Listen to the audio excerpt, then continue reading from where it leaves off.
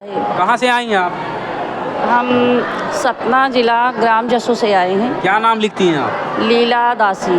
लीला दासी जी, आप ये बताइए कि संत रामपाल जी महाराज जी से आपने नाम दीक्षा ले रखी है, जी हाँ। तो आपने संत रामपाल जी महाराज जी से नाम दीक्षा क्यों लिया है आपने? क्या कारण था लेने का? भगत जी परमात्मा से उपदेश लेने से पहले मैं बहुत दुखी थी, बहुत भक्ति करती थी, शंकर जी की आराधना बहुत करती थी। घर में पूरे मोहल्ले गांव में मैं चर्चित थी कि मालिन डोलची लेके जा रही है पूजा करने। इतना ज़्यादा करती थी कि हद के बाहर। फिर भी मेरा ऐसा एक्सीडेंट हुआ था कि अति से ज़्यादा, यानी मैं लग ही नहीं रही थी कि बचूंगी। लेकिन परमात्मा की कहीं भी ऐसा संदेश नहीं था और ना कहीं कुछ था, तो लग रहा था कि कहीं ऐसी प्रेत बाधा के कारण मैं गिरी हूँ। सब जगह जाती आती थी पर कोई मेरे को आराम नहीं मिलता था। लेकिन मैं जब गिरी थी तो मन में ऐसी कुछ मन में रहता था कि शायद मुझे कोई बचाया है, और लेकिन मुझे दिख नहीं रहा था कि मुझे बचाने वाला कौन है, क्योंकि मैं ऐसे उससे गिरी थी कि मेरी रीढ़ की हड्डी 2 टूट गई थी, मेरुदंड टूट गया था मेरा। और तो बहन जी, आप जब डेट हुआ था तो उस समय क्या आप संत रामपाल जी महाराज जी से नाम दीक्षा ले रखी थी क्या? नहीं ले रखा था मैंने, क्योंकि मेरे सामने कोई भी ऐसा कोई प्रचार नहीं था, ना ही मैं जानती थी। मैं मतलब हर जगह चौरा दीवाल जाती थी क्योंकि मुझे आराम मिले। मैं भूत पिशाचों से बहुत ज़्यादा परेशान थी। मैं करीब 30 साल से परेशान थी। मुझे हर जगह जो जहाँ कह देते थे, मंदिर में, मस्जिद में, उपास धात सब करती थी, पूजा पाठ करती थी मैं, मेरे को कोई आराम नहीं मिलता था।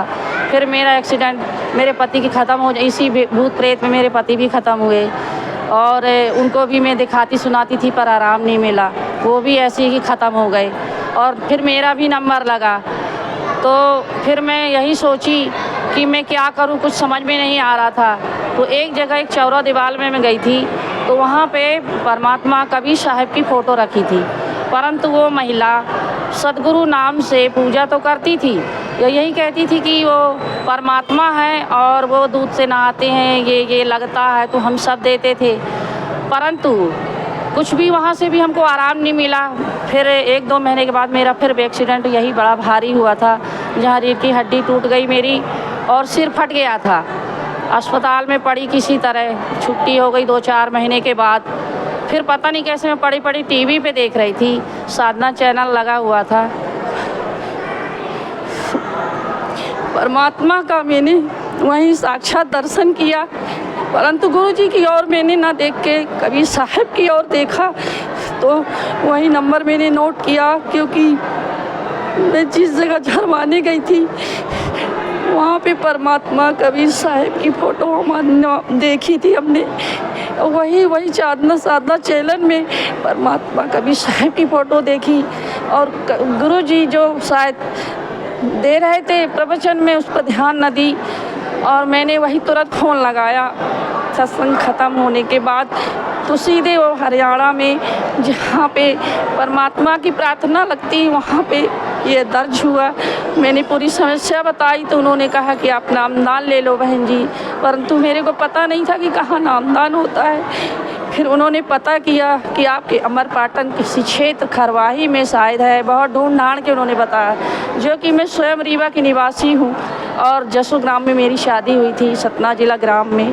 तो मेरे को खुद पता नहीं, जो कि चारों धाम में पहले यहाँ वहाँ अस्पताल, यहाँ वहाँ चौरे दीवाल हो आई थी, परंतु खरवाही का पता नहीं था कि वहाँ नामदान परमात्मा का विचार या भगवान है। लेकिन मैं कभी कभी सपनों में सोचा करती थी कि कबीर साहब परमात्मा तो कभी में लिखे जाते हैं, लेकिन शायद वही हैं। लेकिन साईं बाबा हर जगह यही कहते थे कि सबका मालिक एक है। मैं उस मालिक को ढूंढती थी, मुझे नज़र नहीं आ रही थी, क्योंकि मैं पूजा ज़रूर करती थी शंकर जी की, लेकिन मैं साक्षात दर्शन होने के बावजूद भी वो मेरे को शांति नहीं मिलती थी और परेशानी ही परेशानी थी। फिर जब मैं खरवाही नामदेव किसी तरह पता करते करते गई तो वहाँ पे दीक्षा ली। उसके दीक्षा लेने के बाद मेरे से थोड़ा शांति हुई, और घर में जो प्रेत बाधा थी अचानक मेरे से कुछ दूर होकर बच्चों को परेशान करने लगे। मैं इनको भी, बच्चों को भी कहती थी कि वहाँ चलो और नामदान ले लो, लेकिन मेरे बच्चे मतलब इतनी ज़्यादा उन लोगों के अंदर ऐसी विडम्बना भरी थी कि वो लोग सुनने के लिए तैयार नहीं थे। अरे अरे वो कौन से बाबा, इतने सारे बाबाओं के पीछे पड़ी, अब ये किस बाबा के पीछे पड़ गई। फिर मैंने कुछ नहीं बोला, अर्जी लगाई मालिक की। फिर बाद में फिर पता नहीं कैसे कैसे एक्सीडेंट हो गए, 1 2 बार, 3 बार, 4 बार, और इतनी हालत ख़राब हुई उसी एक्सीडेंट में, ये चौथा एक्सीडेंट में, कि मैं मतलब बोलने चालने की हिम्मत नहीं। उसी समय तीसरी वैक्सीन ये जो शासन की तरफ से लगती है, मैं आंगनबाड़ी में सहायिका के रूप में हूँ, तो मैं छुट्टी लेके यहाँ वहाँ दिखाने गई, बहुत ही असमर्थ हो गई, ठीक नहीं हुई।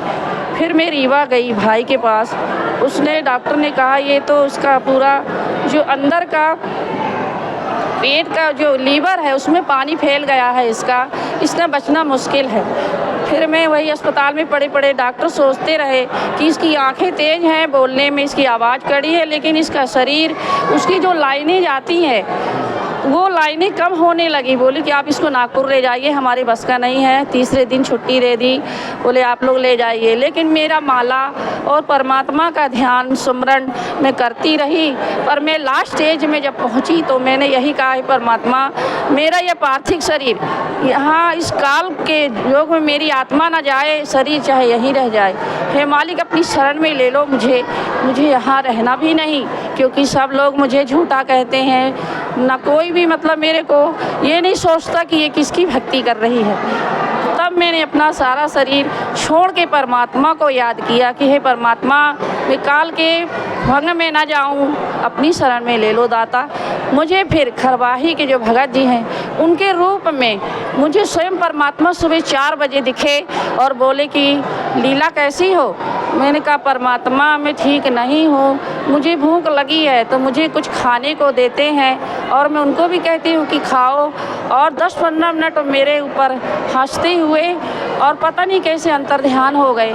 बस मेरी ऐसी अंदर से शक्ति आई कि मुझे लगा इतनी मैं ठीक हो गई हूँ, और मैं कही कि मुझे घर जाना है। मेरा भाई बोला नहीं अभी नहीं जाना, तू घर में यहाँ रहो, हमारे यहाँ किराए से हम रीवा में भाई मेरा रहता है, वहीं रहे। 1 महीना मेरे को वहीं पहुँचा दिया, मुझे घर नहीं आने दे रहा था, मुझे ग्राम जसों में। बोला नहीं कोरोना है सबके लग जाएगा। मैंने कहा मुझे कोई छुआछूत बीमारी नहीं है, मुझे घर जाने दे।